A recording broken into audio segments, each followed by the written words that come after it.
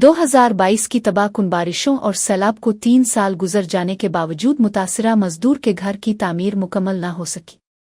दादो तालुका के गांव बच्चल चांडियों के रिहायशी मजदूर गुलाम नबी वलद गुलाम कादिर चांडियों ने दादो प्रेस क्लब के सामने एहतजाज करते हुए शको किया कि सैलाब और बारिशों के दौरान इसका घर मुकम्मल तौर पर मुनहदिम हो गया था। मुतासिरा मजदूर के मुताबिक सिंध हुकूमत ने एक कमरे की तामीर के लिए पहली किस्त के तौर पर 74,000 रुपये जारी किए थे, मगर दूसरी किस्त ताहाल नहीं मिली। गुलाम नबी चांडियों का कहना है कि वो गुज़िश्ता कई महीनों से समाजी तंजीम थरदीप के दफ्तर और सिंध बैंक के चक्कर लगा रहा है, मगर कोई वाज़े जवाब नहीं मिल रहा।